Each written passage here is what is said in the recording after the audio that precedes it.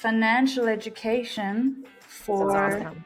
primary schools. Yeah, we're doing this in El Salvador, and the goal is obviously that kids understand like what money actually is, not how to make money or how to get rich, but just so they can go into adult life as responsible young people who don't let their finances control them down the line, which is so normal nowadays.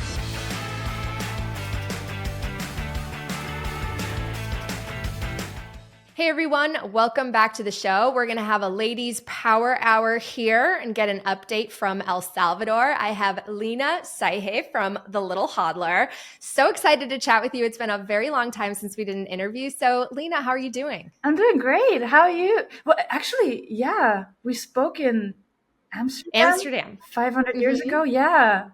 Oh my God. I know. Forever. Time flies in Bitcoin. By the way, I brought props for me for you for this interview. I've got, well, let's actually start with your little hodlers because I'm obsessed with these. Okay. I have a bunch, guys. Oh my have God. a lot of the little hodlers. I've got the baby, I've got the blonde, and I have the best one ever. I have a custom coin stories little. It's you. I love these so much. However, did you come up with the idea for these, by the way? Because I feel like every Bitcoiner just has a collection because they're the best. I have no idea, honestly. It was completely random. And I always tell people that if I had thought of the business idea of making plushies for Bitcoiners, I would not have made plushies for Bitcoiners because, it's such a male-dominated space that and the plushies are cute and cuddly and they're plushies and yours are, look, they're all girls. They're very cute. Yeah, I got the girls. It's not something that you'd think you make for a space like this, but in not thinking about it and just sort of doing it, apparently I found a niche because Bitcoiners have families and dogs and Yes. men also like plushies, I learned. So it all worked out. Yeah, and the holidays are coming up. These make really, really great gifts and toys. Hopefully this one will become we can get these to get more popular. That one's Just super kidding. scarce. The other thing that I brought, because I know you're involved, is if you guys are coffee lovers, Bean of Fire. I got this sent to me by the president of El Salvador, Nayib Bukele. Can you talk to us about this too? Because it's so amazing that this coffee is it's literally like the best tasting coffee in the world. And the packaging makes it even more special. And when you get a little envelope from the president, you're like, wait, is this real life? Yeah. Oh my God. I'm so happy. You have all the collection of our stuff. I love it. I know. Yeah. No, that's the coffee of the president. Actually, the president designed that box himself. Wow. Yeah. It's I don't know. He has a coffee farm on the highest volcano here in El Salvador. And El Salvador, have you visited? The volcano, yeah. I got lost on the volcano once. I'm not a hiker, but I went with I don't know if you know Mark from the Bitcoin Hotel. He has a hotel in Germany where he it's called the Bitcoin Hotel. I'm drifting, but anyway, he lives here too. We have a lot of Bitcoiners coming here, and he's kind of crazy. And he took me to the volcano, and we got lost. But anyway, the president's coffee brand is he has a coffee farm there on the volcano and produces specialty coffee. So El Salvador is a coffee nation, right? So it's literally some of the best coffee in the world comes from here. It was a bit under the radar because of circumstances, but it's I don't know, doesn't have enough to do in his private time. He makes coffee, and it's very, very good. I can't believe he has time for it. I really wanted to get an update from you because the last time we talked, you were, I think, living in Europe. You're German, right? So what made you decide to move down to El Salvador? I came here 2 years ago. We haven't met in a long time. I feel like you're always around because we're on each other's feet, but we haven't met in a long time. I moved here 2 years ago. I was actually going to move to Asia. I used to live in Asia. Majority of the last 10 years I spent over there. It's, to me, one of the best areas in the world to live because you have a lot of progress, a lot of opportunities, and you don't have a lot of the issues that you would have in parts of the West. But I came to El Salvador because I mean, you got to go once as a Bitcoiner. You got to make the pilgrimage, you know? So I did that, and then I just got stuck.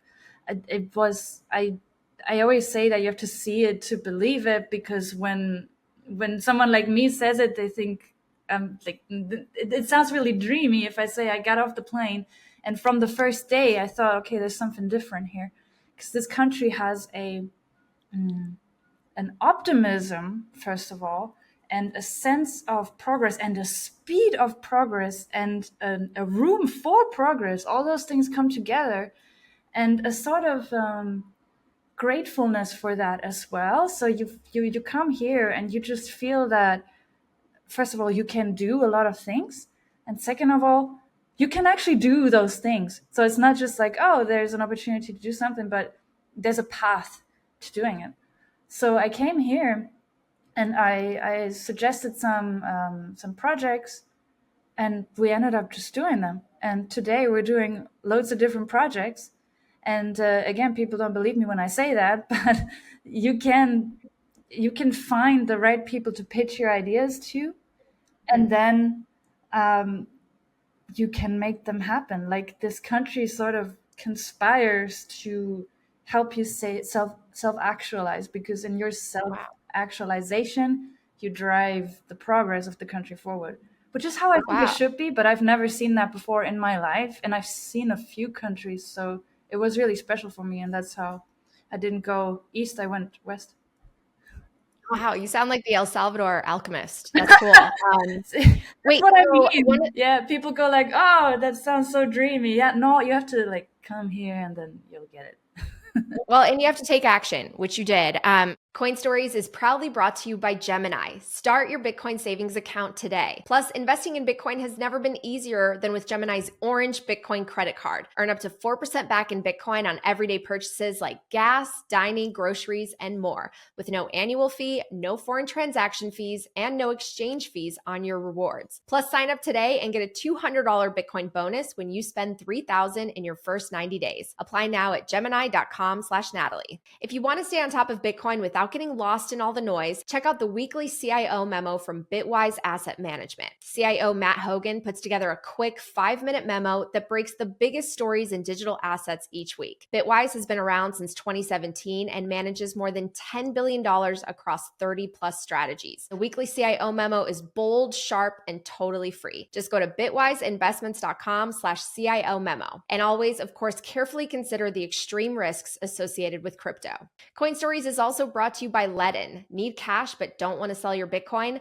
Ledn is the global leader in Bitcoin-backed loans, issuing over $9 billion in loans since 2018. And they were the first to offer proof of reserves. With Ledn, you get custody loans, no monthly payments, and more. Visit ledn.io/Natalie and get a 0.25 percentage point off your first loan. And finally, make sure to get your copy of my upcoming Bitcoin 101 book, Bitcoin is for Everyone. The book explains why money is broken and how Bitcoin can help you build lasting wealth and freedom. It makes the perfect gift for those new to Bitcoin. Just visit the link in my show notes. The book comes out November 18th. One of those projects has to do, at least one of them, has to do with education, right? Can you talk a little bit about that? Because over the years, I've seen that El Salvador has really been prioritizing trying to really teach people about Bitcoin. I had the chance to visit Hope House with Stacy when I was down there, which was really, really a meaningful experience, getting to meet the women that were involved in that. And just how much they encourage business and entrepreneurship at all levels. And obviously they're trying to teach as much Bitcoin as possible, right? Absolutely. Yeah, Stacy is one of the big drivers here for Bitcoin, actually. She was going to come, but she's so busy with the conference, which I guess we're going to talk about, that Yes. she sent me. I'm her soldier. But yeah, she's actually one of the first people here I talked to, and she was the one that I pitched an idea to, and then we did it. And unlike you, I wasn't so smart as to get my props, but I have it over there. Hold on. We are doing financial education for awesome. primary schools, and these are school books, actually. So it's a school book on money, on the history of money, on here's like, what's your dream job? With your little cartoon characters, that's awesome. With the Little Hodler. So what this is it's called What is Money? And it is actually the world's first primary school financial education program, which is kind of That's crazy, incredible. but nobody does it. So there's no public school curriculum in the world we start at 7 years of age up until 13 that teaches kids about money. So this, That's incredible. yeah, so we did that here. We started that like shortly after I moved here. We started working on that. Stacy needed someone to cover that age group. You said you went to Hope House, right? So they've been doing Mhm. it. They started it way before the government ever got involved, right? Because Bitcoin Beach was born Mhm. down there at the beach. Yep. And yeah, Stacy and the Bitcoin office, they oversee the nationwide Bitcoin education, actually, if you will. Mhm. And she had a Bitcoin diploma already for the older kids, but she needed something for the younger kids. And so what we did is we created a curriculum that it's not just about Bitcoin, actually, it's about money, because I Mhm. feel that and that's I based it on my personal experience. You know, if you talk to someone and you start with Bitcoin is this, Bitcoin is a decentralized currency, blah blah blah, you sort of lose them. Yeah. But if you start at the beginning, and I mean you have the room to start at the beginning, then you have a much more natural approach to the concept of money, which is something that I feel should be way more talked about. I mean, if Yeah. you like, you're in the U.S., right? Mhm. I saw, well, relatively recently, just a couple of years ago, I really realized how normal and normalized it is to be in debt in the modern Mhm. world, in credit card debt, Yeah. student loans, and whatever. Yep. It's actually not just normal, it's normalized, and that is when Yeah. you cause so much damage. And it makes you wonder why countries don't try and fix that. And obviously Yeah. there's some underlying systematic reasons for that. And that is why I really think that you need to commend a nation for going and saying, yeah, we're gonna actually fix that. So yeah, we're doing this in El Salvador, and we're the goal is obviously that kids understand money. The kids understand like what money actually is, not how to make money or how to get rich, but just so they can go into adult life as responsible young people who don't let their finances control them down the line, which is so normal nowadays. Oh, it's so true. Lina, we have people here buying burritos, like buy now, pay later. Okay. Like they're taking out debt for DoorDash. It's crazy. But okay, I want to ask you a question based on just my experience that I had in El Salvador. Cause again, I was there in 2022 was the last time. I went there twice that year. And I remember there being kind of a difference between the understanding and comfortability with Bitcoin in El Zonte and Bitcoin Beach versus San Salvador. So when I was in the capital, I went to the Mercado there and walked around and interviewed and talked to people. And there was definitely much more hesitancy toward the wallets, Bitcoin in general. I know a lot of people traded the Bitcoin that they were given for, I think, local fiat currency. But in El Zonte, it was like everyone accepted Bitcoin. They had all their wallet options that you could scan at every merchant place. Has it changed at all, or how would you rate sort of the adoption over the last few years? I think the way you can look at it is that Ezonte is sort of one step ahead in the journey of the rest of the country, because the Bitcoin Beach project started in Ezonte, and these guys, way before the country adopted Bitcoin. I mean, the country El Salvador was inspired by what happened in Ezonte with the Bitcoin Beach project, which is that during the pandemic, um, they actually supported the local community with like little Bitcoin donations, and they, like, for example, rewarded the kids for cleaning the beaches with little Bitcoin donations. So and this made waves, and then the country adopted it. So in 2022, I don't remember, like, it is, the past is sort of vague, but I feel like we were in the thick of the bear market. Yeah. So El Salvador had this, well, pretty bad timing that they adopted Bitcoin, and then Bitcoin crashed, like adopted it like 50, 60,000 at the top, and then it crashed. And how low did it go? 18 at some point, right? It went pretty low. So Salvador adopted Bitcoin and then had over 2 years of bear market and a population that doesn't necessarily have the means to sit through 2 years of a bear market on Bitcoin. So of course it's very understandable that when they gave out free Bitcoin to the population, and most people, they would trade that in for fiat money. Like you can't blame anyone for doing that. I think what happened since, and what I feel now, and with the projects we're doing a lot of regional research on Bitcoin acceptance and like mapping out things at the moment, is first of all, everyone in El Salvador knows about Bitcoin. I saw some survey that was conducted recently that I think 70 something percent, so basically 3/4 of Salvadorans have owned Bitcoin in their lifetime, which is way more, like I think more than double the runner up. And Bitcoin is way less stigmatized here than it is in many other places. So while you will not be able to spend your Bitcoin everywhere, which I don't think is something that we should expect, because it's a voluntary thing to do. Like nobody will force anybody to accept Bitcoin here. It's not that if you ask someone like, "Hey, do you accept Bitcoin?" that they go, It's more like either they say yeah or no. Or yeah, but I don't really know. No, but I would like to know. So you have an openness here and a sort of normalization that I think is really underrated in the world. Because first of all, the rate of acceptance is way higher than in most other countries by far. And second of all, I think the point at which we no longer stigmatize Bitcoin is like that's a big inflection point, because Bitcoin in most of the world is seen as sort of like a thing like gambling or whatever. Even now, there's still a stigma attached. It's changing with Wall Street coming in and whatnot, but like it is still there. El Salvador is beyond that.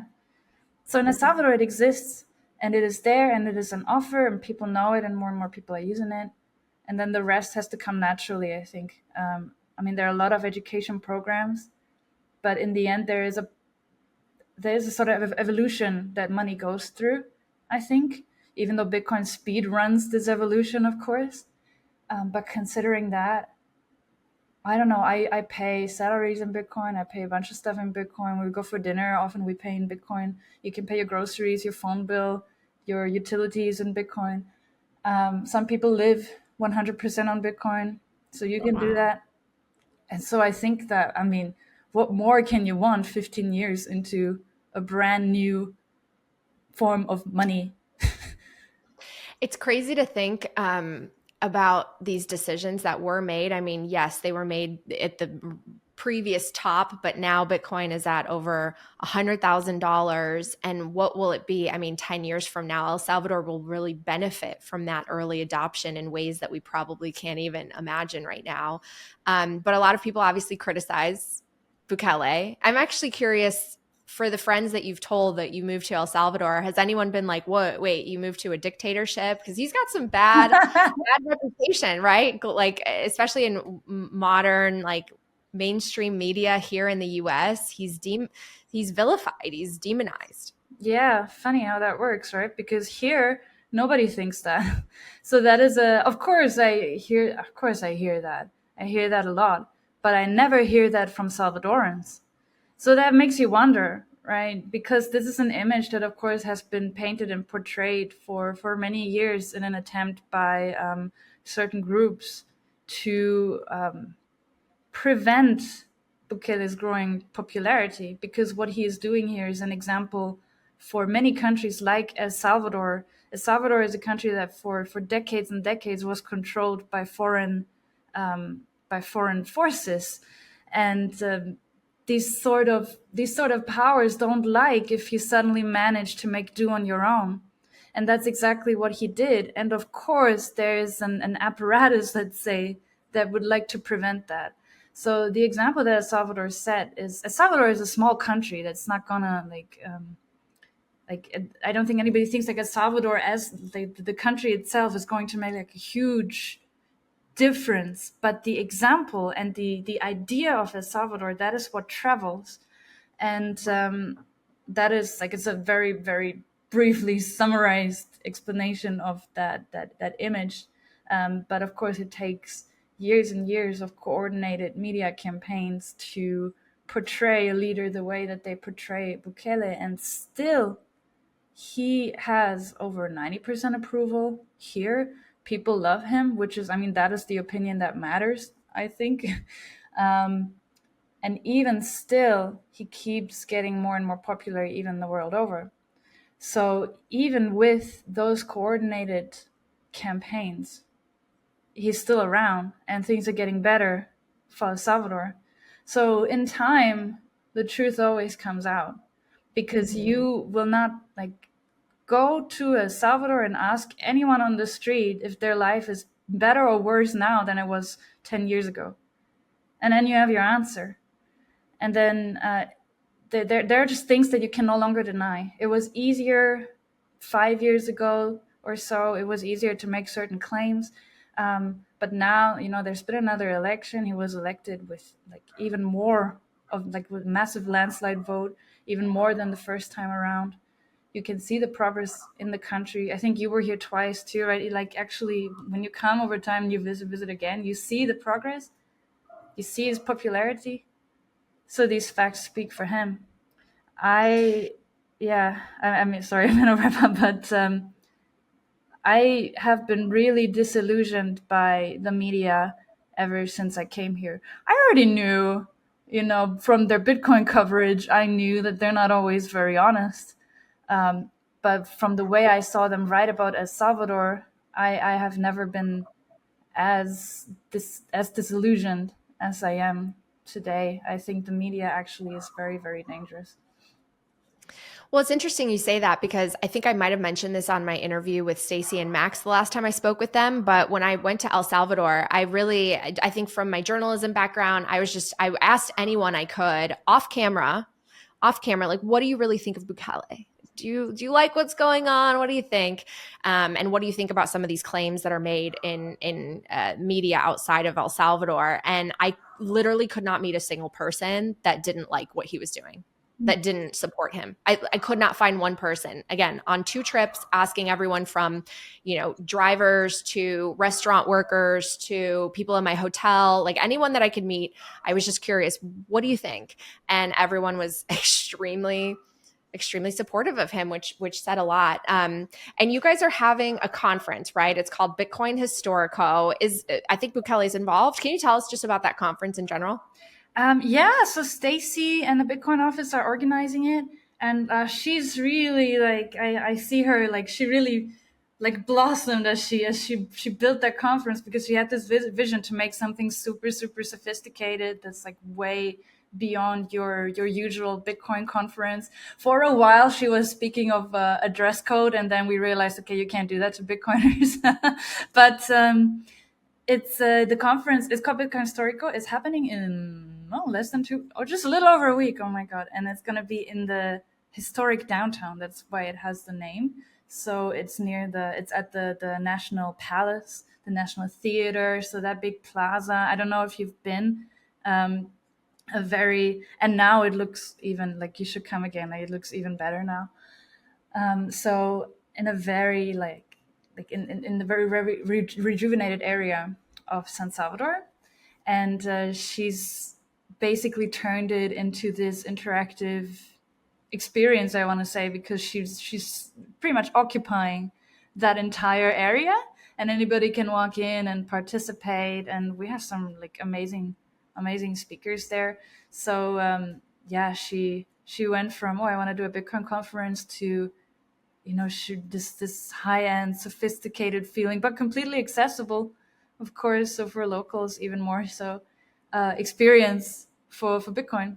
So yeah, it grew bigger and bigger and bigger, and I feel like, and I like the way that it's immersed in, like, it immerses you in the conference, because it's not separate from the country, which is an issue I often have with conferences, is that they don't reach the people that they should reach. And in El Salvador, a conference should reach Salvadorans, I think. So yeah, I'm really excited For for what sure. she has. going. No, that's super exciting. I wish I could be there. I'm unfortunately going to be in New York for my book launch, but I'm going to be thinking about you guys. I know Jeff Booth's going to be involved. I saw a great list of speakers. So just awesome. And I hope that next year Yeah. I can be back. I mean, you have a Um, worthy excuse with your book. That's pretty cool. Yeah, maybe. Well, we've got to get it translated. We've got to get it translated because Ooh. my goal is to reach exactly who you're trying to reach, which is really those newcomers. I mean, we have so many great books in the Bitcoin space, right? But I feel like another sort of entry point little offering for people to say, hey, what is this thing, and why should I pay attention to it? The more the merrier, Yeah, right? there's a whole Bitcoin section in the National Library now. You can throw your book in there, and we Oh, see people perfect. there all the time. Like it's full of Bitcoin books. We had Little Hodler sitting there. So this like that's probably the best place in El Salvador to put your book, because people come and they open it, and like if it's an entry level book, even better. I love it. I love it. Coin Stories is brought to you by Speed Wallet. Want to win 1 million sats just by answering Bitcoin trivia? The top 50 players win free sats every week, and one lucky winner gets 1 million sats at the end of the month. Speed Wallet makes Bitcoin simple. It is the fastest growing, most loved wallet that allows you to send and receive instantly, swap to stable coins, shop gift cards, play games to earn, and explore mini apps to pay with Bitcoin or stable coins. Speed is also driving real adoption. Steak and Shake now accepts Bitcoin nationwide via Speed Payments. Earn cash back and rewards when you pay with Speed Wallet. Head to speed.app/coinstories or download the app via the QR code on the screen and use code CoinStories10 for 5,000 free sats. Bitkey is a Bitcoin hardware wallet with multi-sig security, inheritance, and a recovery system designed for real life. No complex setup and no seed phrases, just true self-custody without the stress. It was named one of Time's best inventions in 2024. Use code STORIES for 20% off at bitkey.world. Up next, the Bitcoin way. There's only one way to protect your Bitcoin from government, politicians, and third-party risk, and that is 100% self-custody. My friends at the Bitcoin way will train you how to do this the right way the first time. No compromises. Go to thebitcoinway.com/Natalie to speak with the experts about making sure your Bitcoin is secure and private. And finally, Coin Stories is brought to you by Genius Group, a Bitcoin treasury company listed on the NYSE American under ticker GNS. Genius is building a 10,000 Bitcoin treasury and just launched the Genius Academy, featuring free courses from Safedina Moose, myself, and more. Start learning today at geniusacademy.ai. Genius Group. Genius isn't measured in IQ, it's measured in Bitcoin. And again, don't forget to pre-order my upcoming book, Bitcoin is for Everyone. Back to the show. So is there a way for people who are thinking about like getting involved or going to El Salvador, maybe moving to El Salvador? Like, where's the best place to start? Because it's interesting, sort of in the same vein of our earlier conversation, people have the wrong impression about it. Like when I first visited, people were like, oh my gosh, are you going to be safe? Are you okay? Are you sure you want to go down there? And then you realize that it's actually, you feel safer than in some Western cities by far. But just out of curiosity, if someone's listening and they're like, I really want to go to El Salvador, I'm thinking about starting a business there or moving there, what do you say to them? Well, first of all, I want to say it is incredibly safe here, and I have a I told you before we recorded. I went to Europe 2 weeks ago with one of my Salvadoran colleagues, and we also went to Germany. Look, I'm from Germany, right? And I want to preface this with saying I love my country, okay? But it was my friend's first time in Germany. She'd never gone. Of course, she'd seen some of the recent coverage, and she was a little worried, which is kind of ironic for a Salvadoran to be worried about her safety going to Germany. But so we arrived, and I kid you not, in the first 3 hours of her being in Germany, she had like 3 or 4 encounters with well, let's say uncomfortable encounters with guys doing stuff, okay? And it was for me very, Oh, wow. yes, it was very, like, for me it was like, what the hell is that? Like, I know the coverage is not that great. I don't know if we got really unlucky. For me, it was the first time back in 2 years or so. But like in the first 3 hours for Salvadoran girl, first time in Germany, the impression was absolutely terrible. And I'm saying this because like confirmation bias and self-perception are a very strong thing. And we grew up thinking that the West is on top of the world, and that the West is super, super safe, and that it is not possible for a country like El Salvador to be safer than a country like Germany. And now all the Germans are going to come and say, no, but look at the statistics, Lina. Why do you spread lies, blah, blah, blah, in the Salvador dictatorship?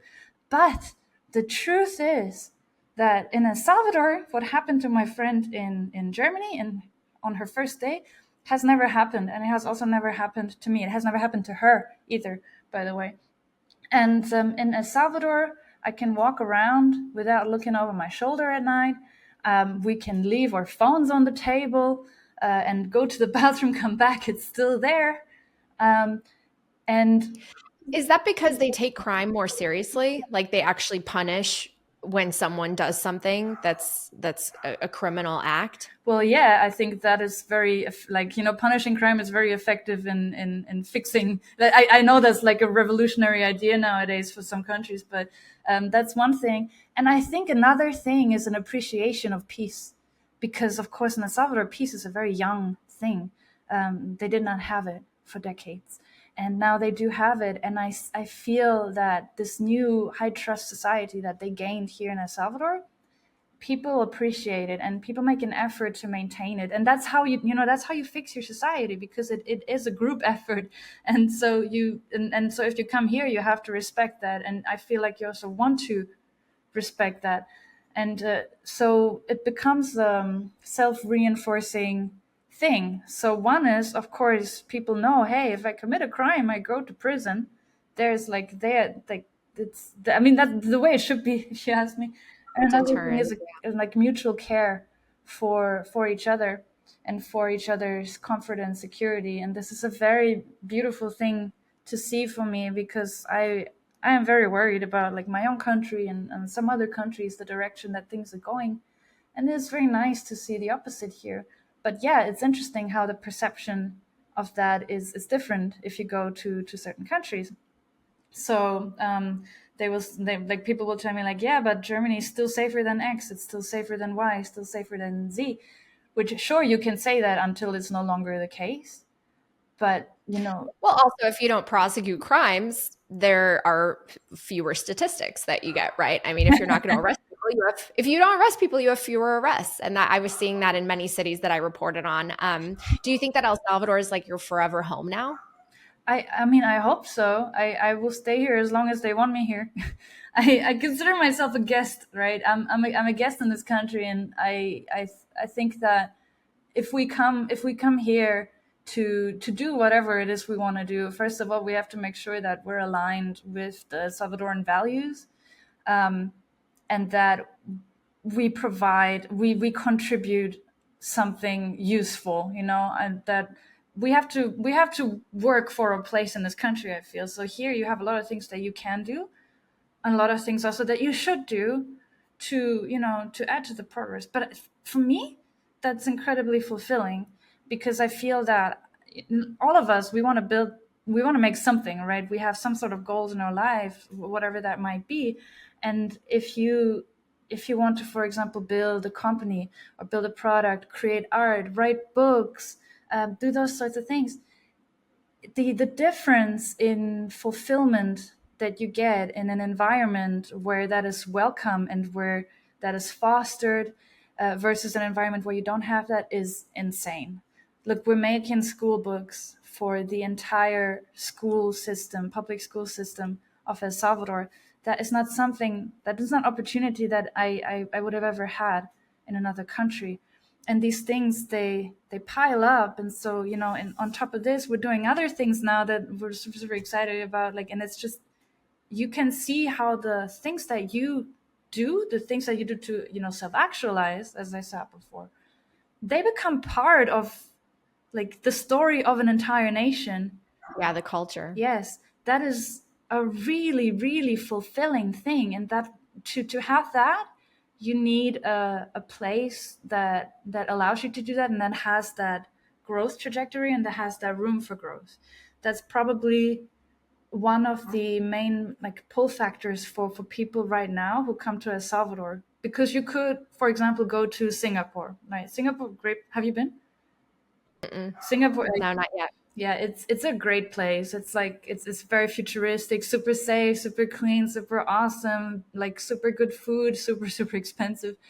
It's awesome, but it's very saturated. So you can go to Singapore, but your ideas are like, well, maybe you can do what you want to do, and they will let you do it, but it's not like you're needed, let's say. So if you go somewhere where you see like, hey, I'm making a change, I'm making a difference. I think on a personal level that's really fulfilling, and that is a very, very smart way of El Salvador to present itself to the world, because it attracts the kind of people that come and want to do stuff, and then you know those things. It becomes symbiotic, basically. Yeah, you're making me think of just like a positive incentive loop, and it just builds on itself and feeds, and we have kind of the opposite in many industries, in many respects in America, especially now. I mean, certainly we're fortunate in many ways, but I feel like a lot of the reason a lot of young people have lost hope is they're playing by all the rules. They're like working hard, they're getting the job, they're going to the right school, and they're still not able to feel what you feel, which is a sense of purpose, and like you're providing value, and like that value is being rewarded, and it makes you feel good and you want to give more. And it's like, you're right, it's like you have to create that sort of feedback loop, otherwise culturally and sort of the spirit of a nation sort of starts to wither away. Yeah, that is something very hard for a nation to maintain over the long term, especially in a position such as like the majority of the West, which, if you have everything, like if you are at the top, at the tippy top, and you have you have the growth trajectory behind you, so to say, maintaining is super hard, because you start dealing with small matters to make your perfect life even perfecter. And you start creating bureaucracies, you start focusing in on all these little issues, and then you become unable to deal with real problems. And it's a very unfortunate cycle that tends to repeat on the grand, like the grand human timeline. You can break out of it. For that, you need good leadership. Unfortunately, Mhm. Yeah. it's like, first of all, it's very rare, and so we become like, we get fatigued by our own leaders, and then by our entire political systems, by the way, which is happening on a grand scale right now. And even then, if you have someone with good intentions, you see all the roadblocks they face. So let's say, for example, I think that if you look at Donald Trump, he has very good intentions, and he has great plans, and he does a lot of things. But see how at every step of the way he has to fight an entire system, and a huge bureaucracy. And the same thing happened in El Salvador. The same thing happens in most um, so-called first world countries right now. And even if you have well-intentioned leaders, for example, for them to break out of that is really hard. The difference in El Salvador is that he managed, which is like I don't like, but we could talk about that for hours. I'm not gonna get into that now, but this is the difference, because he managed to reform the system, and that's why things are moving super fast here. Now you can turn that into, oh, he removed checks and balances, blah blah blah blah blah, but you can see that with all the authority that he has in this country, what has he done with it? He has made it better. He continues to make it better. That's why people are happy here. And it's like, it's very hard to fix the outlook we have in many countries. Like you say, in the US, for example, I see the same where I'm from. In Europe, it's very hard as an individual to find your way forward when you are like living in a broken system, and you Yeah. yourself can't fix that broken system. So then you have to decide what you do. Like, do you fight against the system? Do you sort of try to like weasel your way through? Do you go somewhere else? Like, there are ways, there are options open to you always, right? But it is, for me personally, that's the main, like that's the difference that I see here. In El Salvador, the optimism comes from that. The optimism comes from the fact that they basically they fix the system, and the system supports you now, and the system lets you, add your small part to something bigger. If you manage that in the US, which is like a whole other story, like then there's another golden age ahead. But that's sort of the crossroads where we are right now. It is really interesting because when I think of El Salvador, when I think of Singapore, when I think of places like Dubai, there's definitely a lot more centralized authority in the sense that rule of law is very, very strong. If you do something wrong, you will be punished. In some of those places, there's more of a sense of surveillance, but yet a lot of Bitcoiners are flocking to these places and feeling like they have more freedom, which I think is an interesting dichotomy. And it's also kind of controversial. Is that some of the criticism that I get is like, oh, but you have so much state control in El Salvador. How can you go there as a Bitcoiner? And look, so as a Bitcoiner, I think that you're a Bitcoiner if you own Bitcoin. So I withdraw from that debate entirely. But there is uh, there is a bit of a misconception among some people that the okay, I'm not gonna make friends with the statement right now, but having zero state is not necessarily the best thing, and you can see this in countries that have failed states. Okay, you do not have more freedom. Like it's not a linear thing that you have more freedom the less state you have, because freedom comes with order as well. And there are extremes. I'm not talking about the extremes right now. But if you ask Salvadorans, for example, if they have more freedom now than they had 10 years ago or the other way around, of course they will tell you they have more freedom now because they didn't have the freedom to go out at night 10 years ago. They didn't have the freedom to send their kids to school and be at ease knowing that they will come back safely and not get recruited by gangs, or the girls would get like picked up as a girlfriend for some guy, or they would get kidnapped or whatnot. They got freedom through order. And as you say, in countries like Dubai, like Singapore, like here, you have you have stronger law enforcement. But this order is what like you need, and a society needs order. We can't be looking at a country like Japan. Like I love Japan. Like I spend a lot of time there, and we always look at Japan. We look like, oh, but this like Tokyo is like the biggest city in the world, but it's so clean. They don't have trash cans. How is it so clean? It's so safe. They carry your wallet after you if you drop it. Happened to me, by the way. And why is that? Because they have order, and order can be order is not the Bitcoiner's enemy. Order is a good thing in like everything, like in a measured way, right? Order can be enforced culturally. It can be enforced by the law. It can be enforced by both, but we cannot consider that like a bad thing just because we want ultimate freedom. Like absolute freedom is actually an illusion, to be honest. Well, I actually really agree with you. I mean, I think rule of law is really important. It's something that's obviously crumbled here over the decades, and cities do not feel as safe as they used to. And rule of law, I think, is rooted ultimately in do no harm to those around you. You have the freedom to do certain things within, under the condition that you're not harming somebody else. And I think you have freedom in those societies with rule of law and order as long as you maintain property rights, so that you can, what you work for, you get to own and keep, and that's free from the threat of seizure or confiscation, right? If you say the wrong things.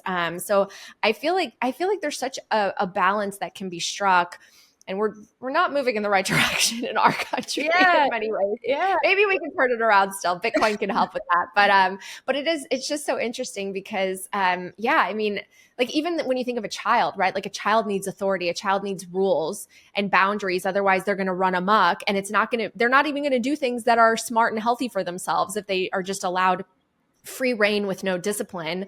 But at the same time, it's like our country sometimes moves in the direction of just anything's allowed and decriminalize everything. And I don't know how we got here. I really don't.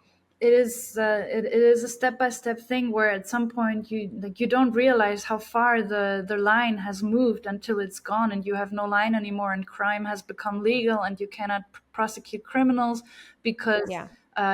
because it would be intolerant. This is the far extreme of what happens you make once you make morality relative.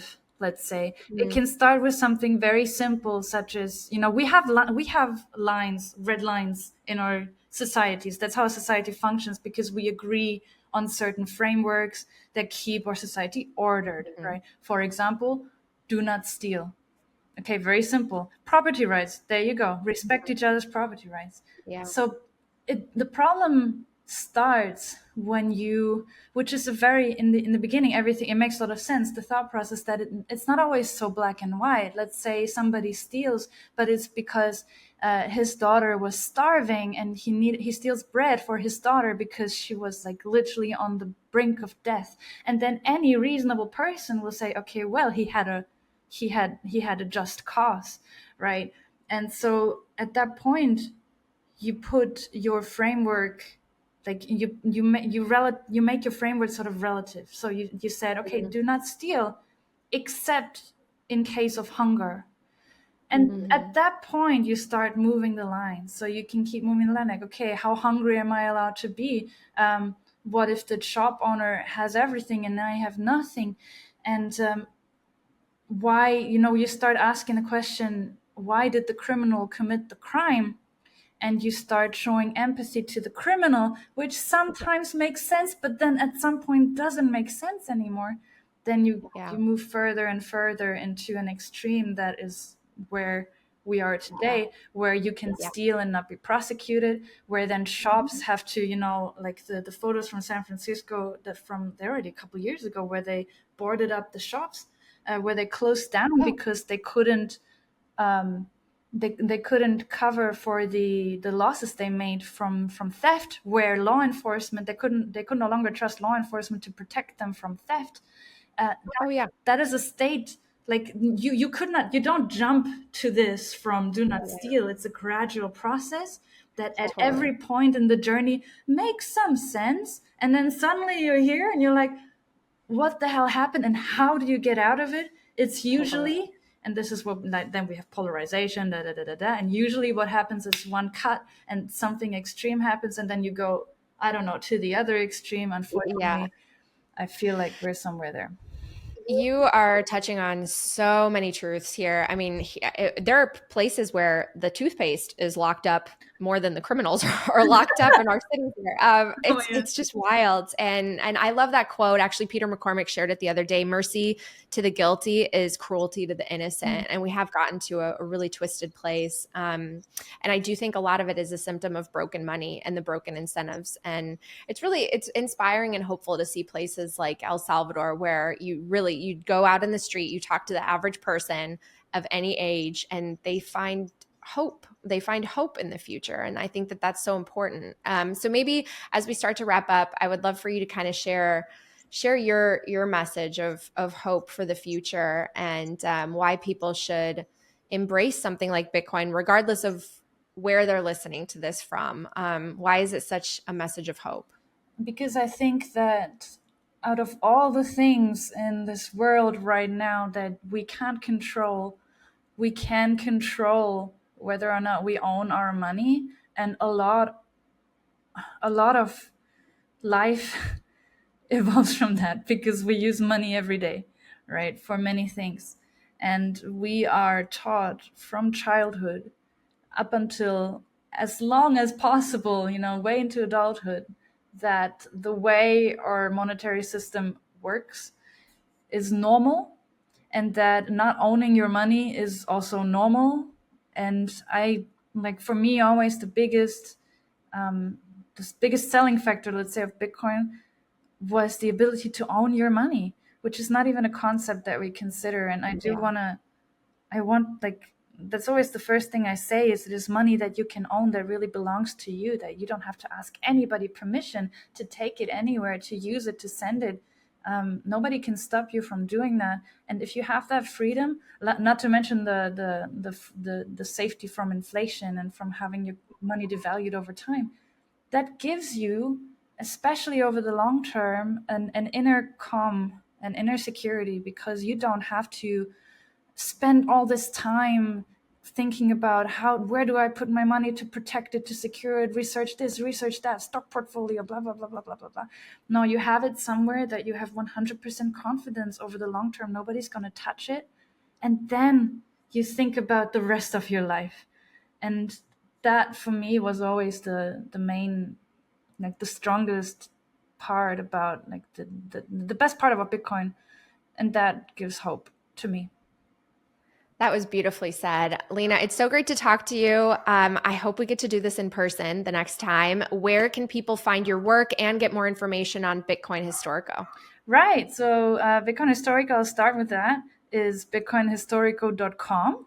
So you can find it there. Also, if you follow Stacy Herbert on Twitter, which is at Stacy Herbert, she posts about Bitcoin Historico 26,000 times a day. And she's really excited. And I love that.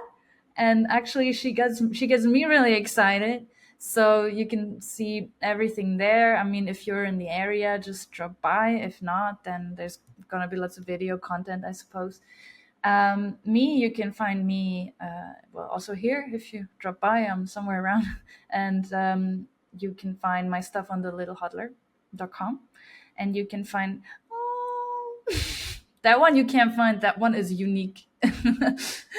And me. This is my own personal one. It's scarce. It's one of one. Absolutely. Yeah. And me you can find on Twitter at Lina Seiche. Seiche. I just learned how to say it. So that's actually really good. Most people can't, which is entirely a German language issue. Well, Lina, it's been so great. I'm going to link to all of those in the show notes, so make sure to check them out. Thank you so much for your time, and I can't wait to see you at some point in El Salvador. Yes, you're always welcome. Thank you. Thank you so much for checking out this episode of Coin Stories. Make sure you're subscribed to the show so you don't miss any new episodes. And if you can, turn on those notifications and leave us a positive review. They really help the show grow organically with new listeners. We have a free weekly newsletter. You can sign up at thenewsblock.substack.com. This show is for educational and entertainment purposes only. Nothing should constitute as official investment advice, and you should always do your own research. I'm always open to feedback and guest suggestions, so please feel free to reach out at info@talkingbitcoin.com. I'll see you next time.